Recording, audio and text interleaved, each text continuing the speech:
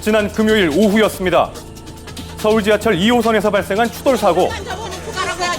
이름만 가지고 안 되지. 이름만 가지고는 안 되죠.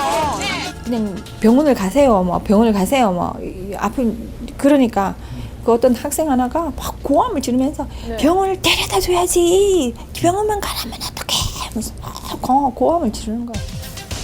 같은 날 미국 뉴욕에서도 열차가 탈선하는 사고가 발생했는데요. Honestly, Charlie was probably going to be a long while if we derail.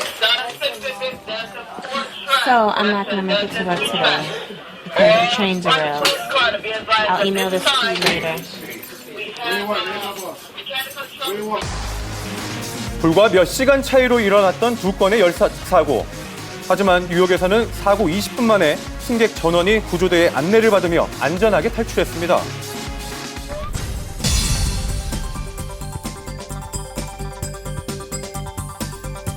뉴욕 현지 시각으로 2일 오전 퀸즈에서 맨해튼으로 향하던 열차가 중간이 끊어지면서 탈선을 한 건데요.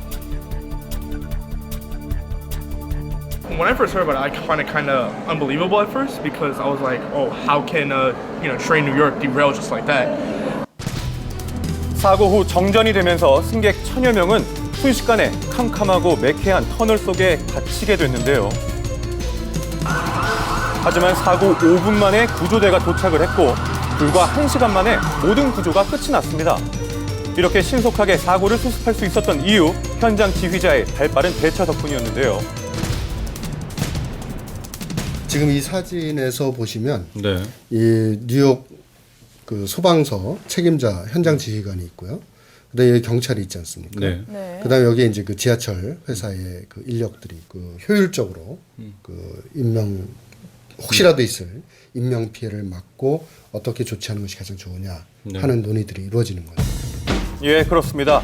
미국에서는 사고 발생 시 경찰, 소방, 방제 등 각 기관이 모여 현장 지휘관의 지시에 따라 의사를 결정하고 역할을 분담하기 때문에 이렇게 빠른 대처가 가능했던 겁니다. 예, 일사불란해 보입니다.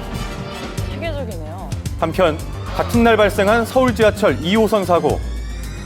상황심리역에서 신호기 고장으로 뒷차가 정차해 있던 앞차를 충격이 있고 쏘렸습니다. 나서 한 1, 2초 안에 불도 다 꺼져가지고 그것 때문에 사람들이 좀 더 무서워했던 것 같아요. 그 사람들 일단 앉아있던 사람들도 다 굉장히 많이 밀렸었고요. 그리고 서 있던 사람들은 다 넘어졌었어요. 이 사고로 1000여 명의 승객들 중 240여 명이 부상을 당했는데요. 이런 상황에서 우리나라는 어떻게 대처를 할까요? 일단은 그 서울 메트로 측에서 사고 신고를 이제 하게 됩니다. 그렇게 되면 중앙정부에서는 그 안전행정부 장관을 본부장으로 하는 중앙재난안전대책본부가 만들어지고 그것을 담당하고 있는 이제 국토교통부에서 중앙사고수습본부를 만들게 됩니다. 그리고 이제 그 서울 메트로 측에서도 사고대책본부를 만들고 거기에 대한 조치를 취하게 됩니다. 이렇게 사고 직후 거쳐야 할 과정이 많다 보니 사고 수습이 상대적으로 더딜 수밖에 없다는 겁니다.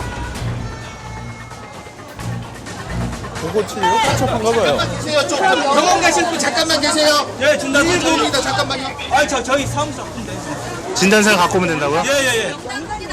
누가 다쳤고 그런 거를 중요시하는 게 아니라 빨리 여기서 좀 사람들 내보내야 되고 불착한 걸 좀 없애야 되고 이런 것만 생각을 하는 것 같더라고요. 그러니까 이 환자들이 우리 다쳤다 이상으로 간다 그러면 그 경찰들은 뭐 하는 사람들이고 자기들 직접 소방차 119 빨리 불러서 응급 조치를 하든지 이렇게 차량 제공해야지. 저를 가보라? 이거 참. 매뉴얼이 있는 거죠? 사고 발생 다음 날 상왕심리역을 다시 찾아가 봤습니다. 사고 났을 때 그 대응 방법 같은 거 매뉴얼이 혹시 있으신가요? 매뉴얼이요? 네. 스마트폰 매뉴얼, 열린 매뉴얼. 어떤 게 나왔는지 궁금해서. 저희가 함부로 내부인한테는 보여줄 수가 없어요. 왜요? 저희 제작진이 입수한 지하철 추돌 사고 매뉴얼을 보면요. 종합관제서에서 사고 5분 이내로 119와 112에 지원 요청을 하게 되어 있습니다. 하지만 최초 사고 신고를 관제소보다 승객이 먼저 했다고 합니다. 그리고 10분 이내로 승객들을 구조하고 대피시켜야 하는데요. 어땠을까요? 기차 안에 들어와서 막 나가세 나가세 한 그런 승무원은 없었어요. 일단 우리가 그냥 막 헤매면서 이렇게 나온 거예요. 정신 없어가지고.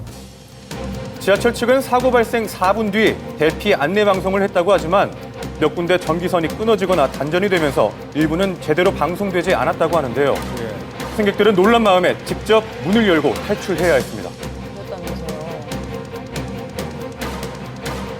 자, 또 잘안 들릴 때가 있어요. 매뉴얼에 따른 복구 작업 시간은 4시간입니다.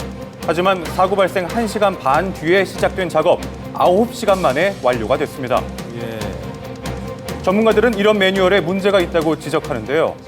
그 매뉴얼을 가지고 비상시에 쓸 수 있도록 평소에 많은 교육 훈련을 통해서 적응을 해야 되는데 우리는 그런 교육 훈련이 안 돼 있다 보니까 우선 사고 나면 당황을 해요. 초기 대응을 못 해요. 그러다 보니까 엄청나게 많은 승객들 불안에 몰아넣고 오늘 같은 현상들이 나오는 거죠.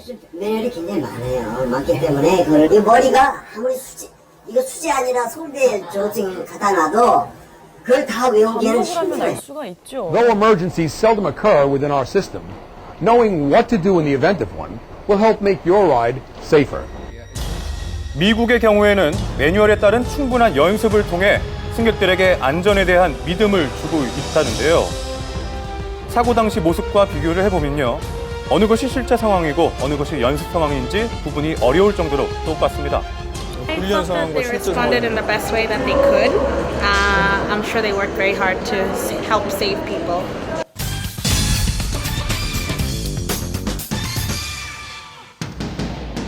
미국에는 소방과 경찰을 아우르는 연방재난관리청이 있는데요. 주 정부에서 감당하기 어려운 재난이나 응급 상황에 대비해 국민 안전을 확보하는 역할을 하고 있다고 합니다.